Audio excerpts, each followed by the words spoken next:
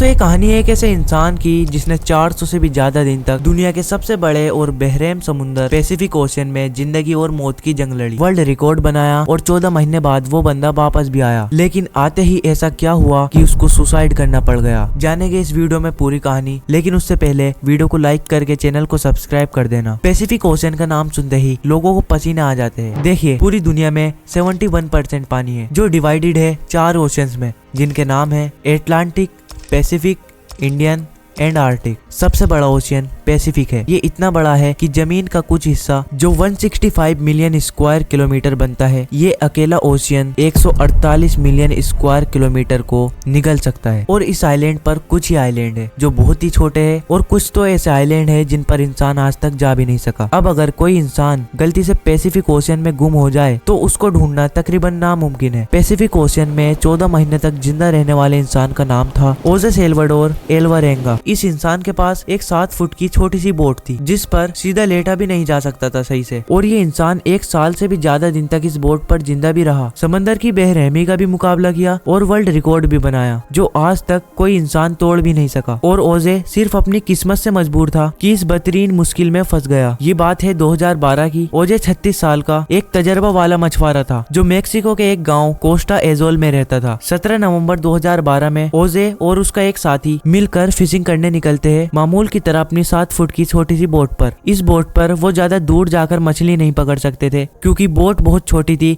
जिस पर एक इंजन और एक ही फ्रीज था और ये कुछ ही मछलियां पकड़ सकते थे। दोनों ने 30 घंटे में वापस आने का फैसला किया। दोनों निकल पड़ते हैं। मेक्सिको के टापू से 120 किलोमीटर दूर अपना जाल समुद्र में बिछा रहे होते हैं कि अचानक एक खतरनाक समुद्री तूफान उनको अपनी तरफ आता नजर आता है। वक्त बचाने के लिए वह जाल को भी वहीं पर छोड़ देते हैं और बोट को फुल स्पीड पर भगाते हैं, मुश्किल से 6 घंटों तक। और वो टापू से सिर्फ 20 किलोमीटर ही दूर थे कि बोट का इंजन अचानक से खराब हो जाता है और उनको टापू भी दिख रहा था और उनका गांव भी। तूफान काफी पीछे रह गया था और उनके पास एक रेडियो था जिसके जरिए उन्होंने अपनी लोकेशन अपने बॉस को भेज दी और जवाब का इंतजार करने लगे। किस्मत इतनी खराब निकली कि रेडियो की बैटरी भी डेड हो गई। एक तरफ वो टापू को देख रहे थे और दूसरी तरफ अपने तरफ आते तूफान को जो इतनी शिद्दत से आ रहा था मानो इनको जिंदा ही निकल जाएगा। और साथ ही हवाओं की शिद्दत इतनी तेज थी कि उनकी बोट टापू से दूर होने लगी। कुछ ही देर में टापू भी मंजर से हट गया और तेज लहरें इनको दूसरी तरफ खींचने लगी। और इनके बॉस तक जब वो मैसेज पहुंचा तो तब तक बहुत देर हो चुकी थी। उसने एक सर्च पार्टी भेजी इनको ढूंढने के लिए, लेकिन हर गुजरते समय ओजे की बोट दूर से दूर होती गई। तूफान की शिद्दत की वजह से ये लोग ना तो कुछ देख पा रहे थे और ना कुछ समझ पा रहे थे कि अब वो किस जगह पर है और टापू किस तरफ है। हैरानी की बात यह है कि सिर्फ 5 ही दिन में इनकी बोट टापू से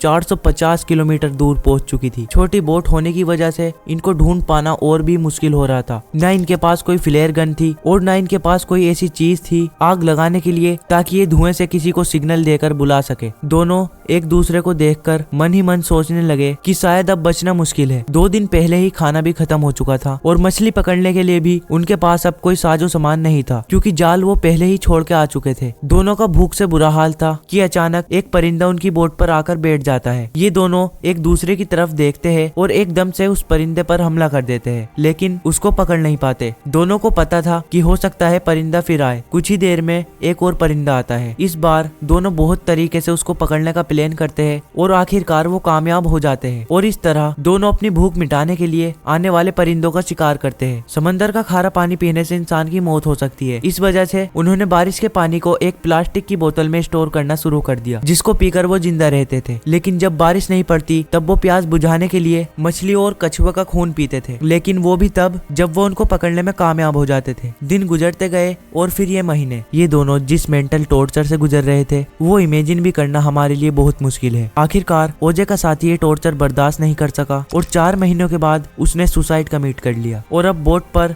सिर्फ ओजे अकेला था और उसके चारों तरफ पानी ही पानी था। उसको जिंदगी की कोई उम्मीद बाकी नजर नहीं आ रही थी, लेकिन अपने हालात से तंग आकर वो जैसे तैसे करके जिंदगी गुजारने लगा। मैप्स में देखा जाए तो एक अंदाजे के मुताबिक ओजे पैसिफिक ओशियन के इस हिस्से में मौजूद था जिसको दुनिया का खामोश तरीन हिस्सा माना जाता है क्योंकि यहाँ से सिर्फ कार्गो शिप्स ही गुजरती है। मेक्सिको के टापू को छोड़े हुए 6 महीने से भी ज्यादा हो चुके थे और इस दौरान ओजे ने अपने साथी को भी खो दिया था और इस वजह से वो काफी ज्यादा फ्रस्ट्रेट हो चुका था। एक दिन ओजे को दूर समुद्र में एक कार्गो शिप नजर आती है। पिछले 6 महीनों में ये पहली शिप उसको नजर आई थी और ये मंजर देखते ही उसमें जिंदा रहने की उम्मीद फिर से वापस आ गई। ओजे ने कार्गो शिप की तरफ हर मुमकिन इशारा करने की कोशिश की, लेकिन बदकिस्मती से शिप इतनी दूर थी कि ओजे को वो नहीं देख सके और देखते ही देखते ओजे की नजरों से वो शिप भी गायब होने लगी और वे ये सोचने लगा कि शायद मेरी किस्मत में मरना ही लिखा है। दोस्तों जरा सोचे, 6 महीने तक आप दुनिया की ऐसी जगह पर स्टक है जहाँ पर आपको दूसरा इंसान भी नजर नहीं आता, और अगर एक लंबे अरसे के बाद आपको कोई दिखे लेकिन वो आपको ना देख सके और गुजर जाए तो आपको कैसा लगेगा। 11 महीनों के बाद ओजे अपनी इस छोटी सी बोट पर 8000 किलोमीटर ट्रेवल कर चुका था। उसके कपड़े भी फट चुके थे और उसके पास खुद को सनलाइट से बचाने के लिए सिर्फ एक अंडरवेस्ट ही बची थी। आखिरकार वो घड़ी आ गई जब किस्मत ओजे पर मेहरबान हुई। 30 जनवरी 2014 को,